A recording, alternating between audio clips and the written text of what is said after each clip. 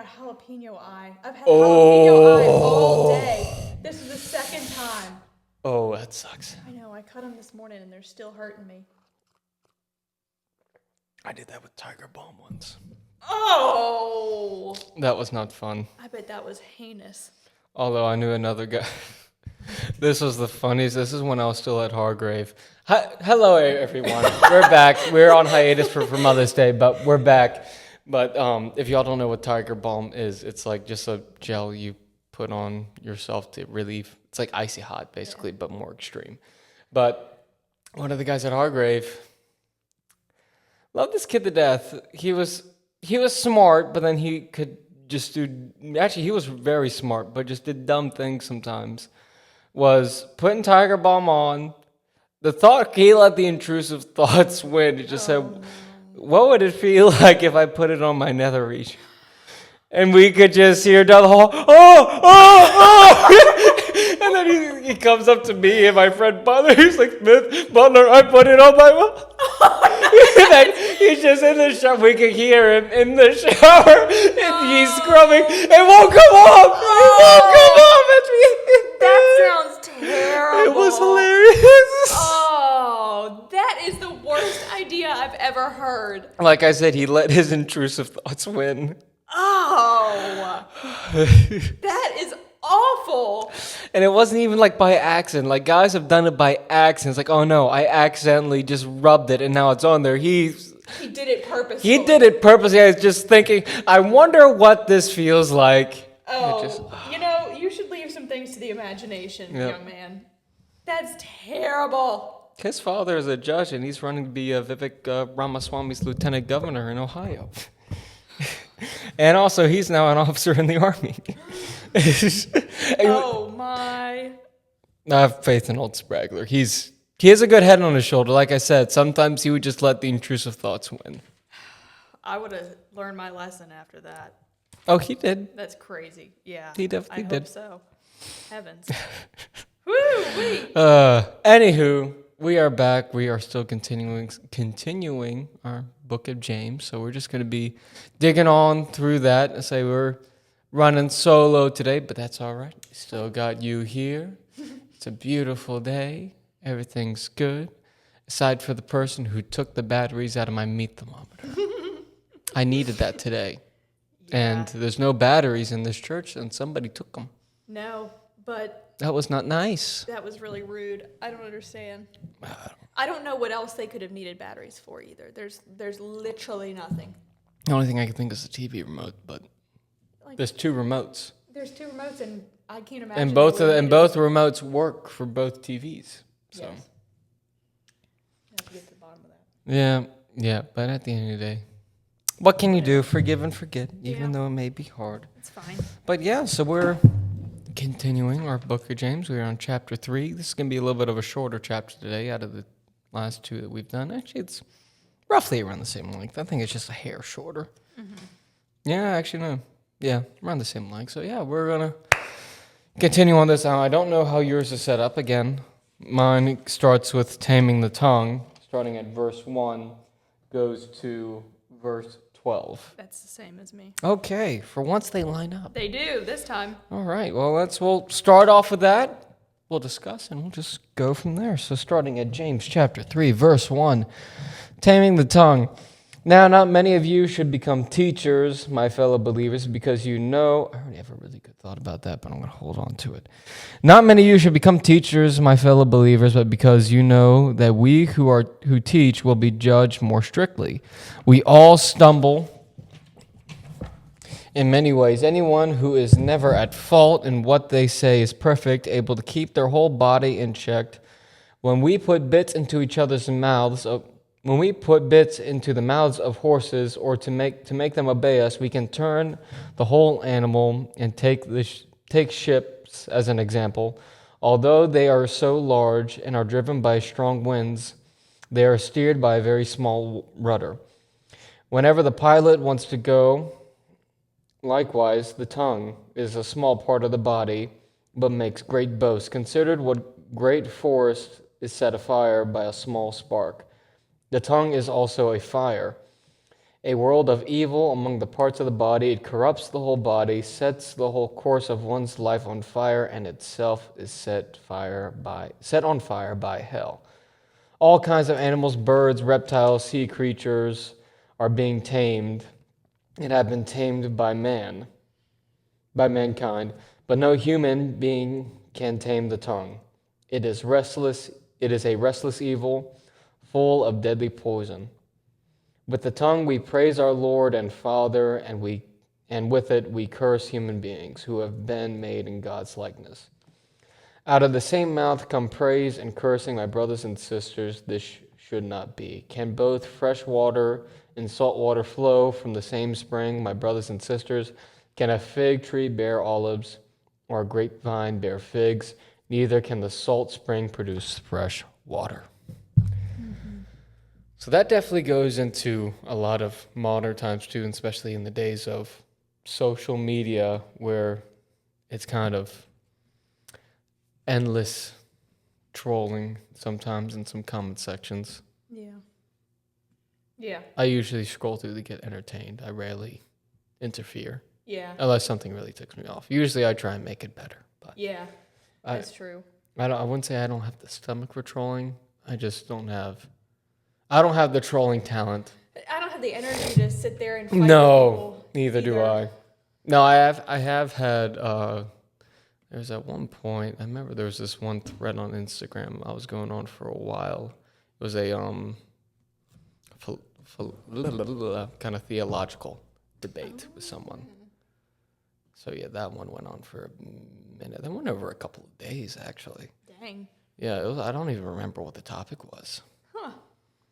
I Interesting. think I may have just been in general with a non-believer or something like that, arguing the case for it being real or stuff like that. Interesting. But usually, but if there is some like kind of fact or something like that someone gets wrong, I'm like, no, that's wrong. I know it is. I gotta put it in. Yeah, I'll make that's sure. fair. I'll make sure. And see, it's like, has anybody else put this down? Nobody said this yet. This needs to be known. Yeah, taking it under your... Yeah, I'm like, no, they have it wrong, or they forgot about this. Yeah, got to make it right. That's Yeah. true. That's fair. Yeah. Yeah. But especially in the day of social media, yeah, taming the tongue, that's a very big one. And of course, they didn't know about that in this yet. So, Right. yeah. Let's see. There was something I wanted to say. Yeah, I think, well, kind of going off the social media thing, I think one of the most judged sects of people in the whole wide world are the Christian influencers. I hate that word, but like the Christian people who make Christian content because of this verse here, 3:1. Not many of you should become teachers, my brothers and sisters, for you know that we who teach will face stricter judgment. Because, I mean, obviously, it's pretty basic, you know. Yeah. If you are to be teaching, you need to practice what you preach. Yeah. And the second people get an inkling that you're not doing that, or you're not following the way that they think that you should be, Oh, it is. you are getting strung up the flagpole. Yeah. Like, it's not good. And- But I mean, yeah. rightfully so. But then there are also some cases where some people in the Christian space should not be teachers. Mm-hmm. Like I was thinking about who's that only I can't remember her The name. Nala girl? Nala Ray. Yes. That's who it was. Like great story, great turnaround. But like I don't have a problem with her like coming to teach eventually, but like as soon as she made that switch and got baptized, which is great, not disparaging that at No. all. But then immediately she started selling a program Yes. and stuff like that. It's kind of like some people have used it as like a get rich quick thing. They Now have. they may believe it in their heart, being like, "Hey, like I actually am safe," and that's great. Yeah. But they need to spend more time in the faith. They need to spend more time studying, Yeah. learning, because immediately they go to like, "Oh, well, I can lead other people like this, but I still need to do something for myself because I'm no longer doing this stuff on OnlyFans. I'll sell this instead. And I'm helping people, so it's good." I'm like, yes, it's good. Yeah. Sometimes to put out like there are people who do have like paid programs and stuff like that, and some of them are good. But when you're coming right out of the gate like that with very little experience, it's best just to sit, wait, let your journey with Christ continue on, learn more, and then go and help others. Like what the verse from chapter 1, let everyone be quick to listen, slow to speak, and slow to anger, but this quick to listen and slow to speak. I think that's particularly important because I mean, you do have to have a walk before you can really fully become someone who is leading the masses, you know? Oh, and then I just thought of a good example. Probably a good example of someone who is doing it right. Nicki Minaj. I really haven't been following her that much. I don't know what she's been up to. She's like gone very hard. Like she's, in her words, like she had been a Christian, but drifted away, but then got back, got saved, got born again, and it's kind of like been like down hard. Like even like the way like she dresses modestly now. Like she used to be very revealing. Of course, there's some things on her you can't hide, but like she's not being as revealing as she used to be, and like toning down on some of the stuff that she used to sing about and stuff like that. And that's the case of somebody doing it right, of somebody letting it build, letting it be a slow burn, not immediately. Oh, I got saved, so immediately I'm doing that, because she was kind of off to. Because you remember like that point. There's kind of like I never really kept up with her much, but like there was almost like a point where like you almost like there's like a case where like some musicians are like, are they retired? Do they still do things? I feel like that was the case with her, and that was kind of that period where she was growing.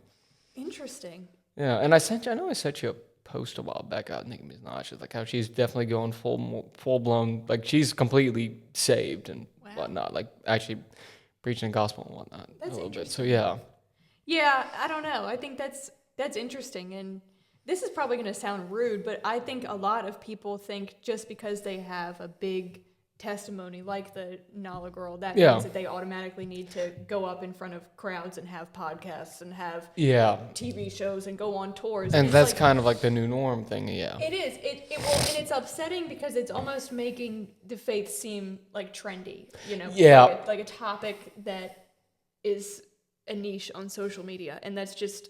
It's upsetting when it's not being done for the right reasons, and it makes the rest of the people that are out there doing the right thing for the right reasons look bad. Yeah. Because it's like, oh, you're all just like there's people who kind of got pushed into it for like the right reasons. Like you have Cliff and them. I think they kind of have I think they kind of have a podcast. They kind of still do I feel like they do more like short form videos. They definitely do like conferences and stuff like that and speaking events, but they don't really do too much podcasts. But they do get on a lot of them. But like, and then also like George Janko. Right. He started off on Logan Paul's podcast, and then he got famous for declaring his faith. Not that he had a conversion, but just for declaring his faith that he had for a long time. That yes, he's admitted that he struggled with certain aspects.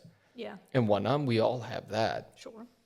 But then, like, because of the Logan Paul podcast, and he was getting more popular because of his faith, not because of his journey, not because, like, oh, he had a huge redemption story, but because of his faith in general, and that then made him start his own brand and have his own faith podcast, which is great. If y'all don't, I used to listen to him a little bit. I need to start listening to him more often.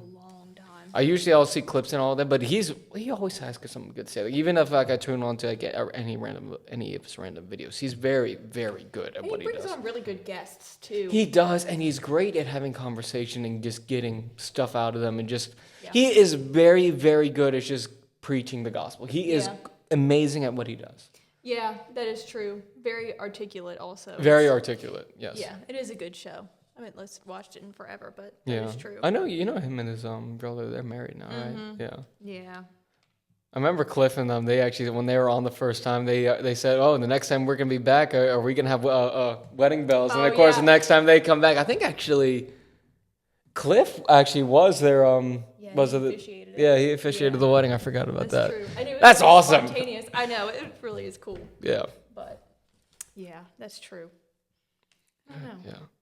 But that kind of really does, like, on like the influencer line of like it becoming trendy and popular, and like we basically just gave two really good examples of like someone who's getting drawn towards it, but not because of like some random thing, just because they are passionate about their faith and they preach the gospel, and just God led them to do that. And then you have some people who are like, well, I have to do this. And it's almost like they feel like they have the obligation to do that. Yeah, right. And it should never be an obligation. If it's something you feel convicted to do, you do it. But if it's something that you're just like, well, people know me because of the internet, I guess I have to, like, this is the natural next step. Yeah. It's not. Now, people having you on because your conversion is like, okay, this is that's a big story. That's Yeah. yeah, what any good person do. But then it's just like yeah, you're trying now, and then you're just trying to pull all that focus onto yourself. Yes. And it can be good, and I'm sure she's led some other creators to come to. I think she has led other creators to come to Christ, which is great. Yeah. But it's still kind of just like let it breathe, let yourself grow. Because then, cause Yeah. and I can't remember the exact examples, but I know there was a couple of times where she was kind of like didn't get the full meaning of something was preached anyway, and that's where you fall into if you don't fully understand it. Yeah. You may be like you have good intentions, but you may unintentionally be leading people, or maybe them the wrong meaning or definition of something. That is true.